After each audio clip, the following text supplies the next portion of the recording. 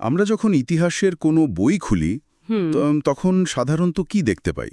মানে হয়তো কোনো পরাক্রমশালী রাজা-বাদশাহর উত্থান বা বিশাল কোনো সাম্রাজ্যের পতন। হুম বা ধরুন হাজার বছর আগের কোনো প্রাচীন সভ্যতার ধূলিসাৎ হয়ে যাওয়ার গল্প। ঠিক, কিন্তু একবার কল্পনা করার চেষ্টা করি তো, এমন একটা ইতিহাসের বই হুম যার প্রথম পৃষ্ঠায় কোনো মানুষ নেই, পৃথিবী নেই, এমনকি গ্রহ নক্ষত্রও নেই।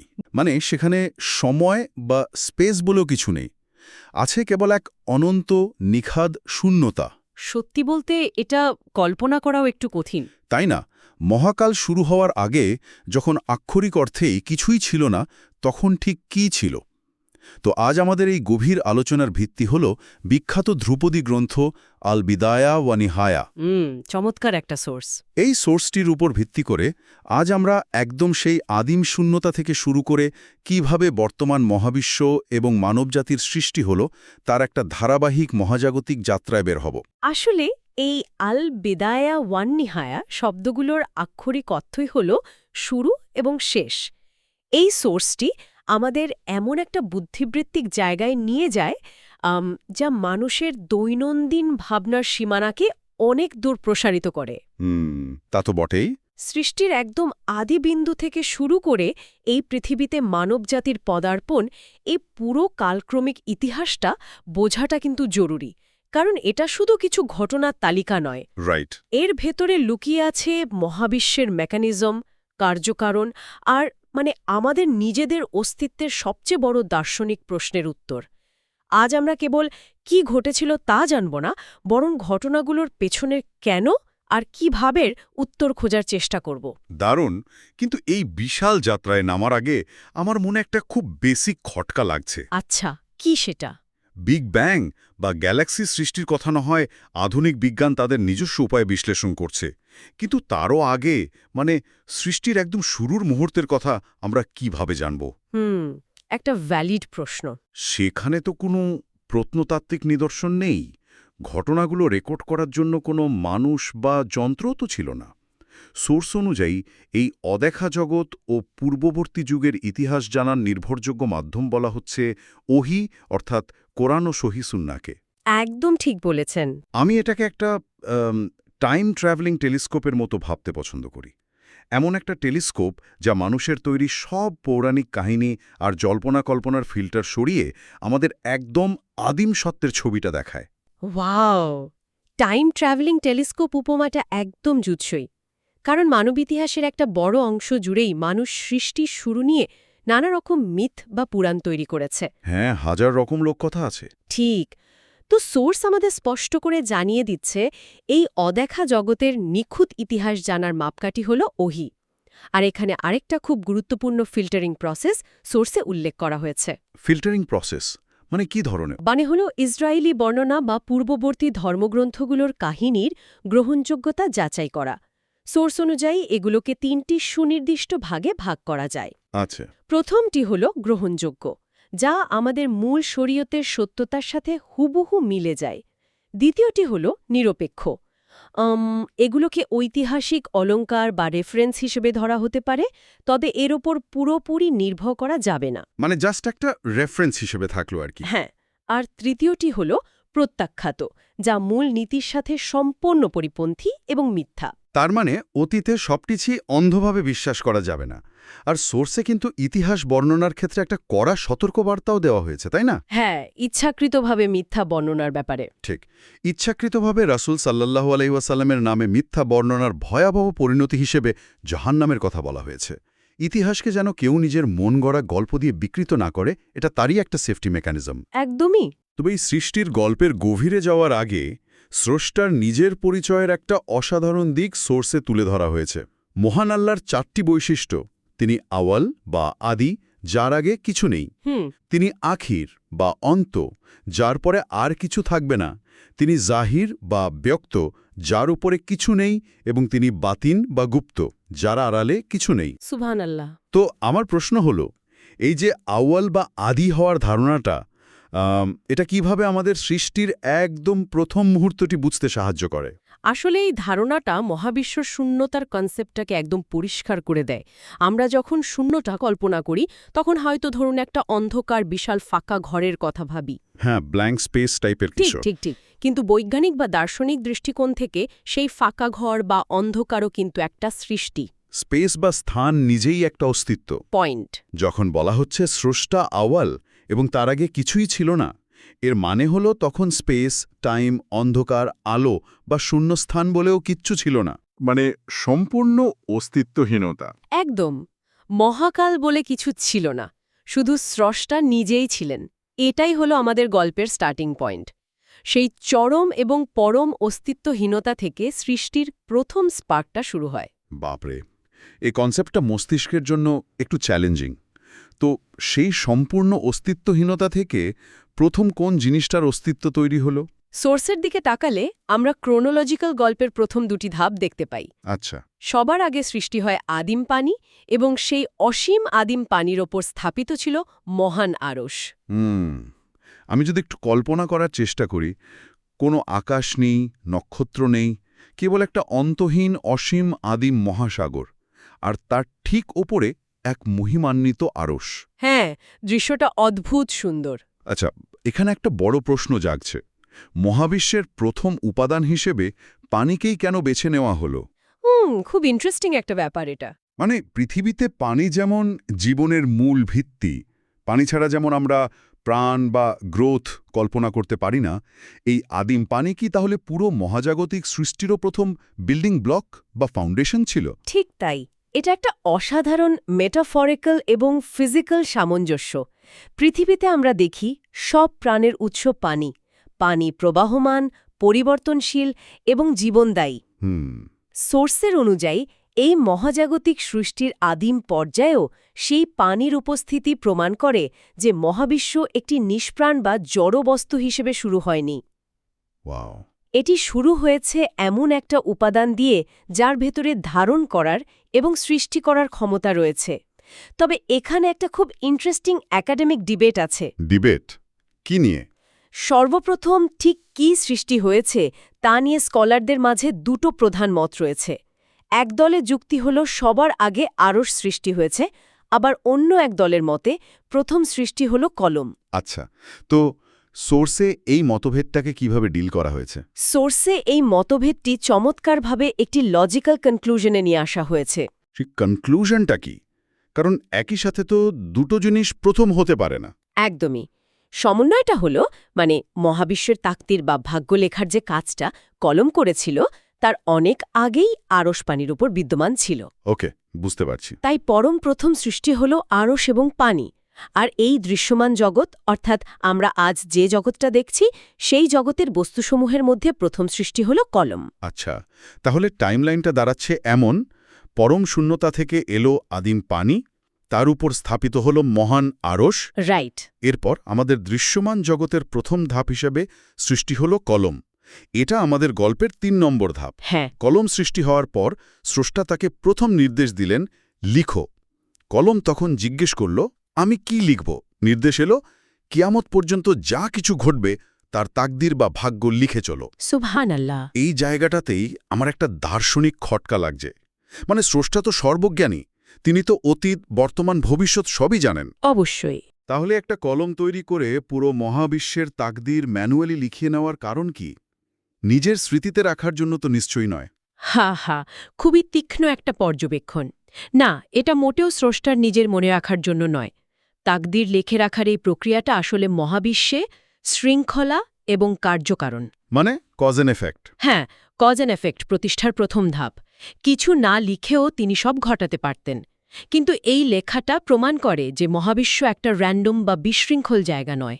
এর একটা চূড়ান্ত ব্লুপ্রিন্ট বা মাস্টার প্ল্যান আছে। ঠিক, সবকিছু একটা সুনির্দিষ্ট আইনের অধীনে চলবে।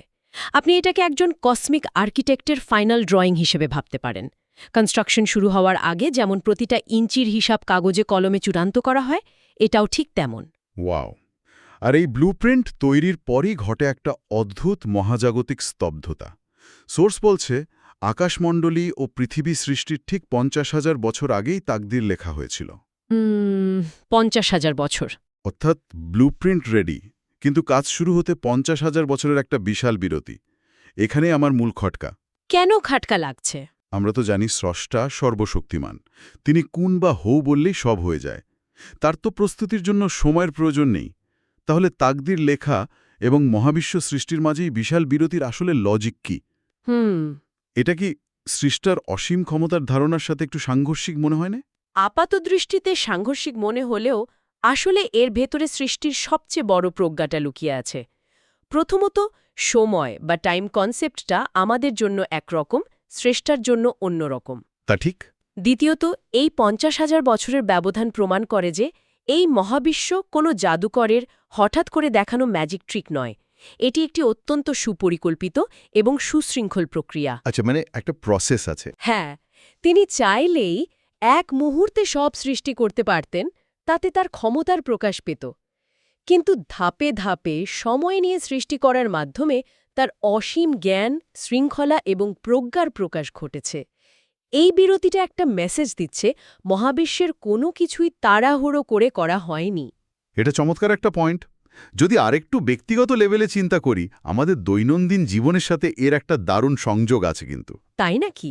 কিভাবে? মানে আধুনিক জীবনে আমরা প্রতিনিয়ত ভবিষ্যৎ নিয়ে, কেরিয়ার বা সম্পর্ক নিয়ে ভীষণ দুশ্চিন্তায় ভুগি।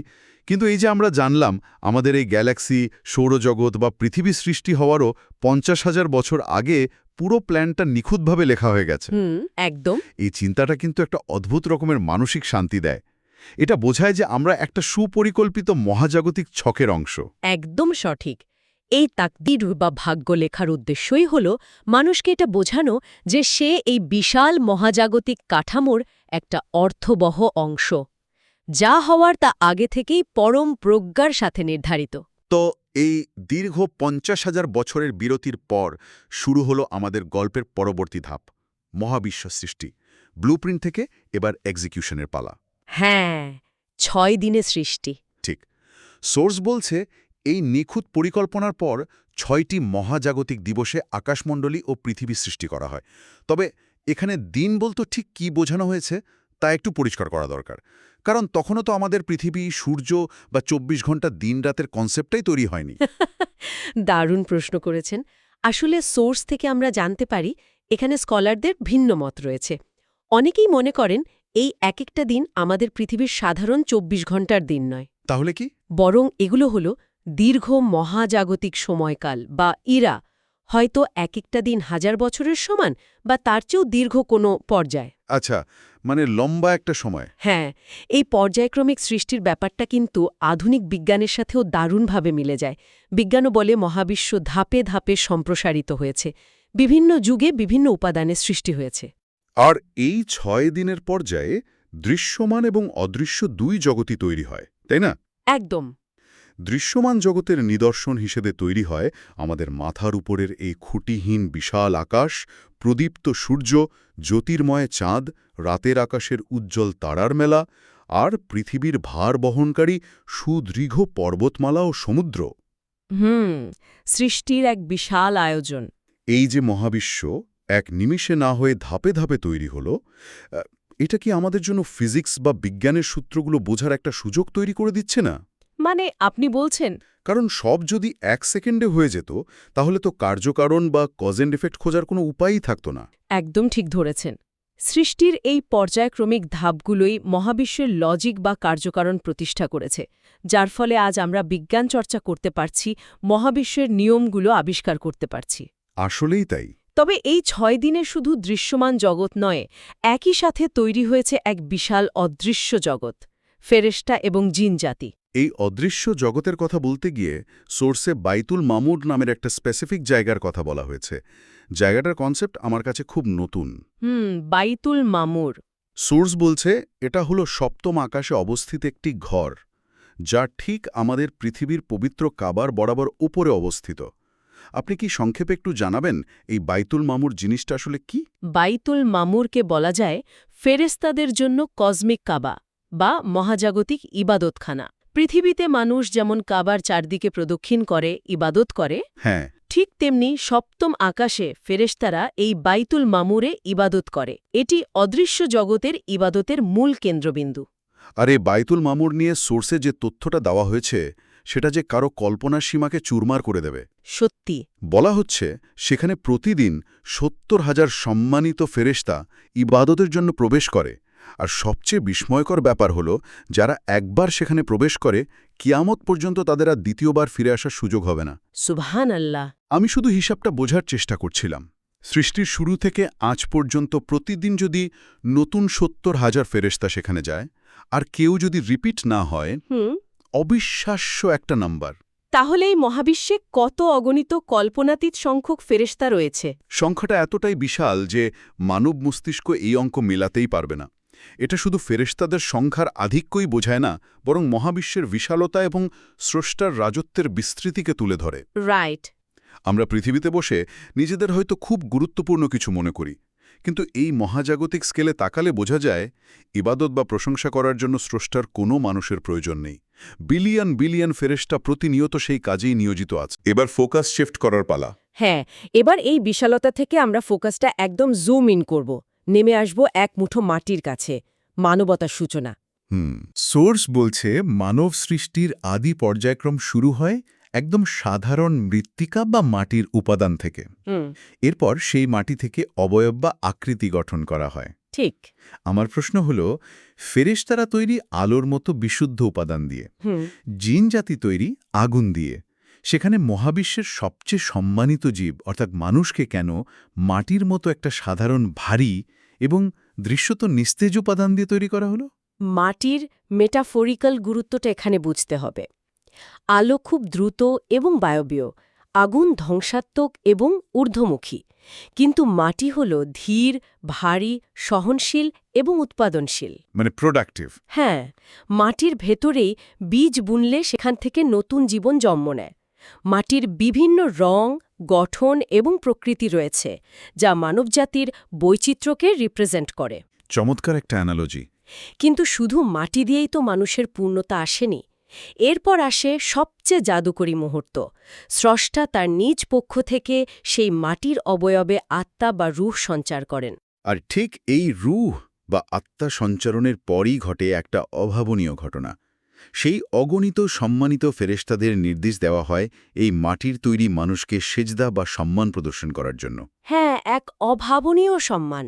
যারা আলোর তৈরি, যারা প্রতিনিয়ত ইবাদত করছে, তারা সম্মান জানাচ্ছে মাটির তৈরি মানুষকে। এভাবেই মানবজাতিকে এক অতুলনীয় সম্মাননা প্রদান করা হয়। কিন্তু এত সম্মান পাওয়ার পরও আদি পিতা আদম আলাইহিস সালামের মধ্যে একটা অপূর্ণতা ছিল। একাকিত্ব। সোর্স বলছে এই একাকিত্ব দূর করার জন্য এরপর সৃষ্টি করা হয় আদি মাতা হাওয়া আলাইহিস সালামকে।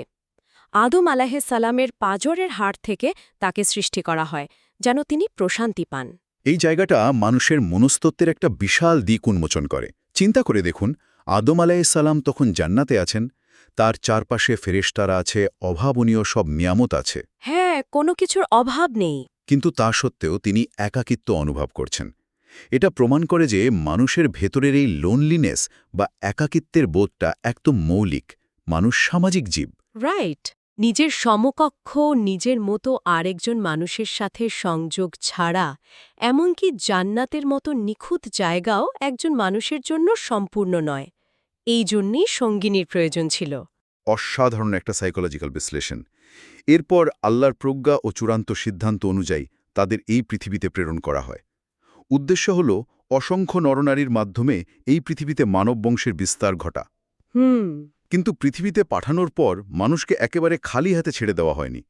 সোর্সে স্পষ্টভাবে উল্লেখ আছে পৃথিবীকে অসংখ্য নিয়ামত, যেমন জীবনোপকরণ, পাহাড়, নদী, প্রাকৃতিক সম্পদ দিয়ে সাজানো হয়েছে। কিন্তু এর একটা নেগেটিভ সাইডও আছে। ঠিক, সোর্সে মানুষের স্বভাবের একটা অন্ধকার দিকের উল্লেখ করা হয়েছে। বলা হচ্ছে মানুষ স্বভাবগতভাবেই অতিমাত্রায় জালিম এবং অকৃতজ্ঞ। এটাই হলো পৃথিবীর সবচেয়ে বড় প্যারাডক্স। পৃথিবীতে মানুষকে সবকিছু দেওয়া হয়েছে, কিন্তু মানুষের স্বভাব হলো সে যা পেয়েছে তার চেয়ে যা পায়নি সেটা নিয়ে বেশি অভিযোগ করে। মানে সবসময় একটা নেই স্বভাব। একদম তাই। তারা প্রতিনিয়ত এই বিশাল মহাজাগতিক নিয়ামত ভোগ করে, কিন্তু শুকরিয়া আদায় করতে ভুলে যায় বা অহংকার করে। এই জায়গাটা এসে পুরো গল্পের সব সুতো এসে এক জায়গায় মিলছে বলে আমার মনে হচ্ছে। কিভাবে? মানে একদিকে সেই অনন্তকালের শূন্যতা, আদিম পানি, মহান আরশ, কলমের লেখা তাকদিরের সেই 50,000 বছরের বিরতি, 6 দিনের বিশাল মহাবিশ্ব সৃষ্টি, আর অন্যদিকে এই পৃথিবীর বুকে মাটির তৈরি আমরা, আমাদের একাকিত্ব, আমাদের অভাববোধ আর অকৃতজ্ঞতা। তার মানে এই যে এত বিশাল আয়োজন, কোটি কোটি আলোকবর্ষ বিস্তৃত মহাবিশ্ব, এই সব কিছুকেই মূলত মাটির তৈরি এই মানুষদের পরীক্ষার একটি বিশাল এক্সাম হল হিসাবেই সাজানো হয়েছে। আপনি একেবারে মোক্ষম জায়গায় হিট করেছেন। সোর্স আমাদের ঠিক এই সারমর্মটাই দিচ্ছে। এত বিশাল সৃষ্টি, এত নিখুঁত নিয়মকানুন, এর মূল উদ্দেশ্যই হল এক মহান পরীক্ষা। ওয়াও! এই যে এত সব নিয়মত, এর পেছনে একটাই প্রশ্ন: কে কৃতজ্ঞ আর কে অকৃতজ্ঞ? কে এই মহাজাগতিক সত্যটা উপলব্ধি করে স্রষ্টার প্রতি অনুগত থাকে, আর কে নিজের অহংকারে অন্ধ হয়ে অবাধ্য হয়? মানে পৃথিবীটা জাস্ট একটা টেস্ট সেন্টার। একদম। পৃথিবী নামক এই গ্রহটা আসলে মানুষের জন্য একটা লিমিটেড টাইমের টেস্ট সেন্টার ছাড়া আর কিছুই নয়। আর আমরা সবাই জানি কোনো পরীক্ষাই অনন্তকাল ধরে চলে না। পরীক্ষার একটা নির্দিষ্ট সময়সীমা থাকে এবং এরপর আসে চূড়ান্ত ফলাফল। অবশ্যই। তাহলে এই দীর্ঘ মহাজাগতিক পরীক্ষার চূড়ান্ত পরিণতি কি? পরীক্ষার ফলাফলের উপর ভিত্তি করেই চূড়ান্ত পরিণতি নির্ধারিত হবে। এটাই লজিক্যাল। সোর্সে পরিষ্কারভাবে বলা আছে, যারা এই মহাজাগতিক সত্যকে মেনে নেবে, আদেশ নিষেধে বাধ্যতা প্রদর্শন করে কৃতজ্ঞ থাকবে, তাদের জন্য রয়েছে চিরস্থায়ী নিয়ামতে ভরপুর জান্নাত। সুবহানাল্লাহ। সেখানে তারা সব ধরনের ভয় এবং একাকিত্ব থেকে অনন্তকাল শান্তিতে থাকবে। অন্যদিকে যারা অকৃতজ্ঞ হবে, অহংকার করে সত্যকে প্রত্যাখ্যান করবে এবং পৃথিবীতে জালিম হিসেবে নিজেদের প্রতিষ্ঠিত করবে, তাদের পরিণতি হবে যন্ত্রণাদায়ক শাস্তির জাহান্নাম। কার্যকারণের ভিত্তিতে এটাই হল সৃষ্টির চূড়ান্ত ফয়সালা। আমরা তাহলে আজ একটা অকল্পনীয় মহাজাগতিক টাইম ট্রাভেল করলাম। যদি খুব সংক্ষেপে আমাদের এই পুরো যাত্রার একটা রিক্যাপ করি, একদম শুরুতে ছিল কেবল অনন্ত শূন্যতা, যেখানে সময় বা স্পেসের কোনো অস্তিত্ব ছিল না। একদম ব্ল্যাঙ্ক। সেই শূন্যতা থেকে সৃষ্টি হলো আদিম পানি এবং তার উপর স্থাপিত হলো মহান আরশ। এরপর দৃশ্যমান জগতের প্রথম ধাপ হিসেবে কলম সৃষ্টি হলো, লেখা হলো ব্লুপ্রিন্ট বা কিয়ামত পর্যন্ত সবকিছুর তাকদীর। তারপর সেই 50,000 বছর। হ্যাঁ, সেই রহস্যময় 50,000 বছরের স্তব্ধতা। তারপর 6টি মহাজাগতিক ধাপে অত্যন্ত সুশৃঙ্খলভাবে তৈরি হলো দৃশ্যমান এই মহাবিশ্ব আর বাইতুল মামুরের অগণিত ফেরেশতার অদৃশ্য জগৎ। রাইট। সবশেষে এই বিশাল স্টেজে প্রবেশ ঘটল মাটির তৈরি মানবজাতির। আর এভাবেই শুরু হলো আমাদের এই পৃথিবীতে জীবন নামক এক বিশাল পরীক্ষা। এই পুরো জার্নিটা আমাদের একটা খুব শক্তিশালী মেসেজ দেয়। আমরা এই মহাবিশ্বে কোনো অর্থহীন বা হঠাৎ করে তৈরি হওয়া অস্তিত্ব নই। আমাদের সৃষ্টির পেছনে রয়েছে এক বিশাল ইতিহাস, এক নিখুঁত আর্কিটেকচারাল প্ল্যান এবং এক সুনির্দিষ্ট উদ্দেশ্য। আজকের এই গভীর আলোচনা শেষ করার আগে পুরো সোর্স থেকে পাওয়া একটা নির্দিষ্ট তথ্য আমাকে এখনও ভাবাচ্ছে। শ্রোতাদের জন্য এই ভাবনাটা রেখেই আজ আমরা বিদায় নেব। আচ্ছা, কোন বিষয়টা? আমরা জেনেছি যে সেই অদৃশ্য জগতের বাইতুল মামুরে প্রতিদিন 70,000 নতুন ফেরেশতা প্রবেশ করে, যারা আর কখনো সেখানে ফিরে আসার সুযোগ পায় না। তার মানে এই মহাবিশ্ব এমন অসংখ্য অগণিত অদৃশ্য প্রাণের দ্বারা পরিপূর্ণ, যাদের অস্তিত্বের একমাত্র কাজ হল ইবাদত করা। সুবহান আল্লাহ! আজ রাতে যখন আমরা আমাদের দৈনন্দিন জীবনের সব ক্লান্তি শেষে আপাতদৃষ্টিতে ফাঁকা বা শান্ত আকাশের দিকে তাকাব, তখন একবার ভাবার চেষ্টা করব, এই আকাশ আসলে মোটেই শূন্য বা নীরব নয়। একদমই না, বরং আমাদের দৃষ্টিসীমার ঠিক বাইরেই এক অদৃশ্য ও অকল্পনীয় বিশাল জগৎ প্রতিনিয়ত স্পন্দিত হচ্ছে, এক পরম সত্তার মহিমা ঘোষণায়। আমরা সেই বিশাল কসমিক সিম্ফনির খুব ছোট্ট কিন্তু অত্যন্ত গুরুত্বপূর্ণ একটি অংশ মাত্র। দারুণ একটা ভাবনা। শ্রোতাদের সবাইকে এই গভীর ও চিন্তামূলক যাত্রায় সঙ্গ দেওয়ার জন্য অসংখ্য ধন্যবাদ। পরবর্তীতে এমন আরও অনেক অজানা বিষয়ের গভীরে প্রবেশ করার প্রত্যাশায় আজ এখানেই শেষ করছি।